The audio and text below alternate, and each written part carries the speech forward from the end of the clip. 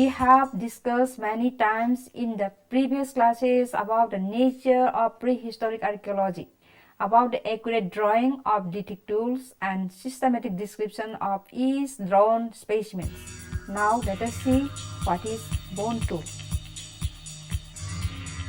Bone tools, as the name suggests, the artifact made on bone and similar materials such as horn, antler, and ivory were seldom used for tool making purposes. They are the characteristic tool of the upper Paleolithic cultural phase. There are various types of bone tools. They are bone points, bone needles, dart thrower, and baton de commandment. Let's see. It is an example of harpoon. It is a multiple bob harpoon. These are the bobs, and this is the main stem. It is the working tip, and it is the butt end, and it is the knob. It is also known as multiple bob harpoon with knob. It is a bone point. It has a pointed tip, and it has different types of bases. Like this, in this case, the base is somewhat rounded. In this case, the base is straight. This is the bone needle. Even though it is a needle without eye, in some cases, this needle has got an eye. This is the dart thrower. It resembles the shape of hippopotamus. They have decorated this dart thrower. This is the baton de commandment. It is made on antlers. It has many engraving works and a hole also. Now let's come to the procedures for drawing the given bone tools. Here in this module, you should draw the given bone tools described above. It is more easier than the drawing of the lithic tools. Now let us note down the following points for drawing the supplied bone artifacts accurately. Number 1, orientation of the given specimen. Number 2, nature of presentation. And number 3, required instruments and materials. And number 4, technique of drawing. Now let's come to the orientation of the given specimen. If a set of 6 harpoon is supplied for drawing, each student first arrange it according to their technological development. Say it starts with a simple harpoon, then to single, double, multiple, etc. Each tool should be drawn, showing its dorsal view and cross-section only. These procedures should be followed for drawing each bone tool. That is, no profile view and ventral view should be drawn. For drawing the set of harpoons, all the artifacts belonging to this set should be placed facing its working tip upwards. Next come to the nature of presentation. Like other lithic tools, all the bone tools should be illustrated by two-dimensional images. The boundary of the specimens are drawn by using thick lines. All the bone tools are produced by grinding, piercing, grooving, and engraving techniques. They are represented by shading the boundary lines. The cross-section illustration is similar to other drawing of lithic tools. The third point is required instruments and materials. The required instruments and needed materials remain the same as in the previous practical classes except the supplied tool. The fourth point is the technique of drawing. The technique of drawing also remains the same as in the previous classes. It is a simple harpoon. It does not possess any form of bob. It should be drawn first. Next, you should have to select single bob harpoon. It is the main stem or body.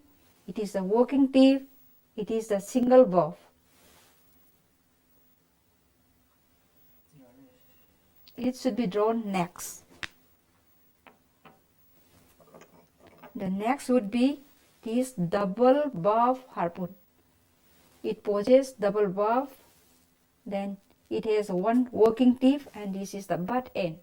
Next would be this double valve with knob.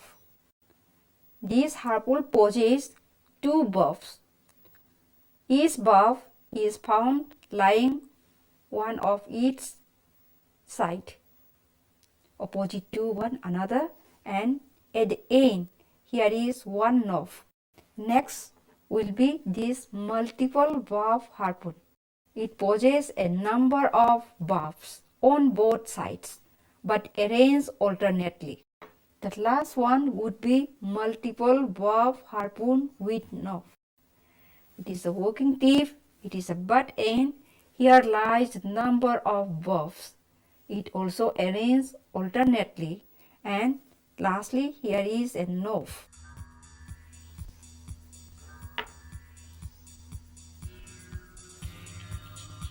In this way we have to arrange according to their technical development. Then now remove these things and draw.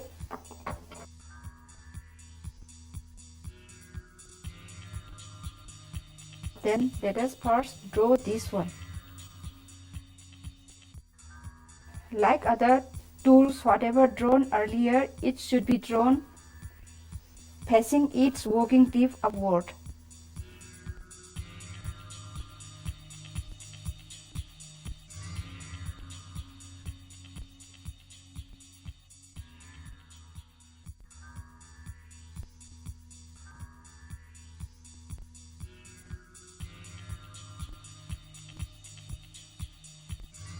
Then we can remove it and join the dots.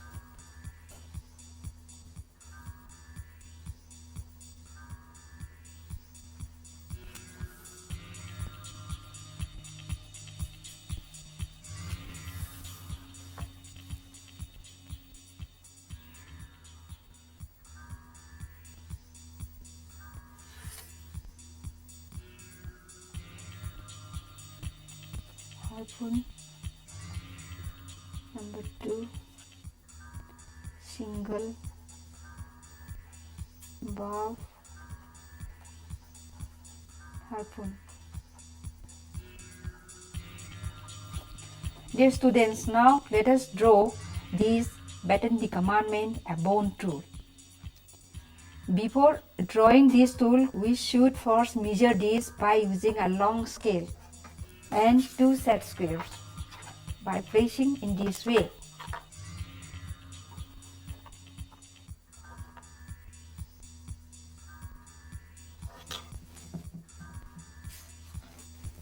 And another set square should be coming in this way. Let's now keep in this way.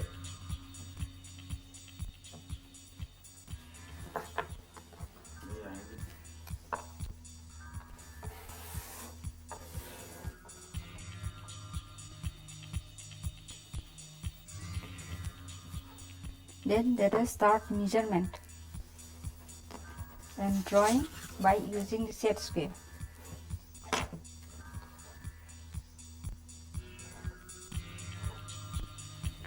Now let us start drawing by using the dots.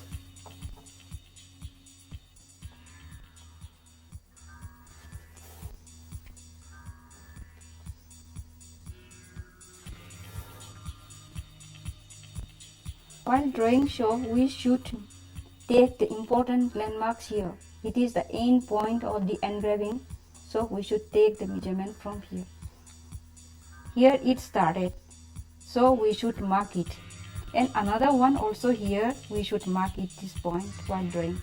Here also another end point, and here is also another end point, and these considered to be the starting point. And here also one starting point is here for the engraving, so we mark this point. And here we find the end point. We should have to mark these things. It will be helpful for drawing these engrave marks.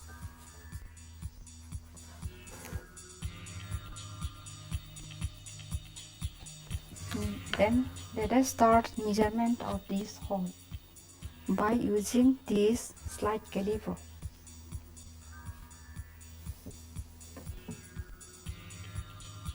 It measures 1.8. We have already marked from here and we can draw an arc from here. Then we can make another measurement from here. We have got one, and this one, and this one. It measures 3. Then we can roughly draw the outline of the hole.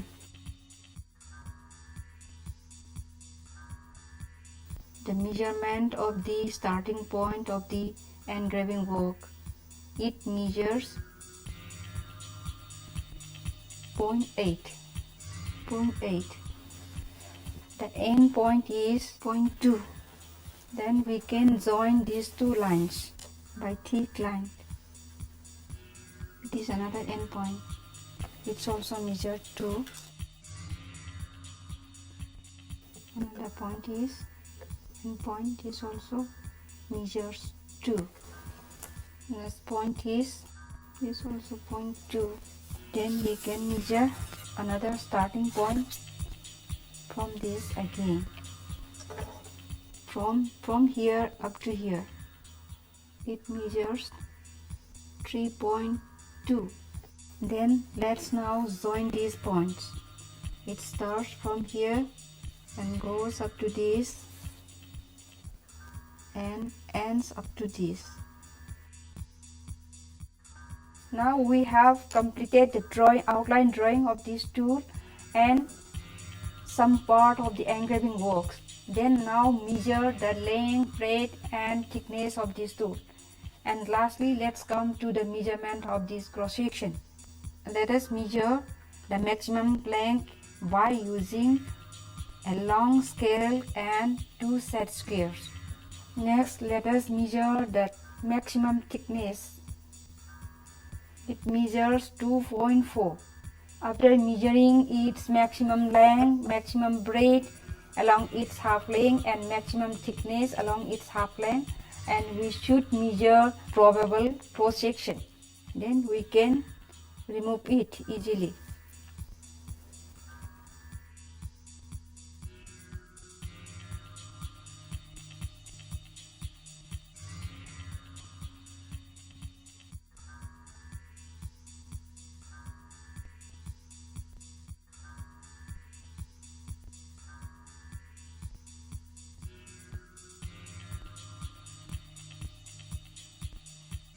Hello students, now we have drawn the given specimen accurately. Now let's pass to the systematic description of the given specimen. First of all, we have to note down the museum number or accession number here. It means where it is housed and its number. Then let's come to the raw material. Actually, it is a bone tool, but it is a replica made of wood.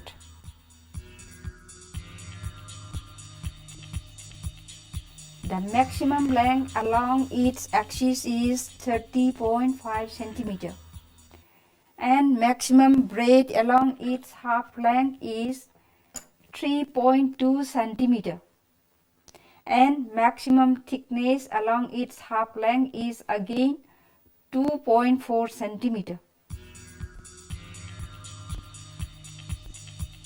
The given specimen is slightly rolled and slightly patinated because most of the color is somewhat changing, and also the ridges or the smooth surfaces also have some changes, so it may be described as slightly patinated and slightly rolled.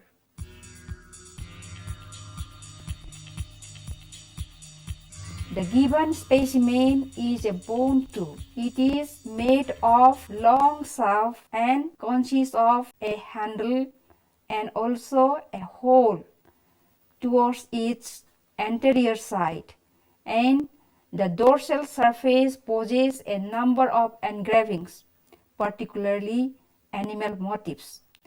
The dorsal surface also possesses similar engraving works. It has a hole here.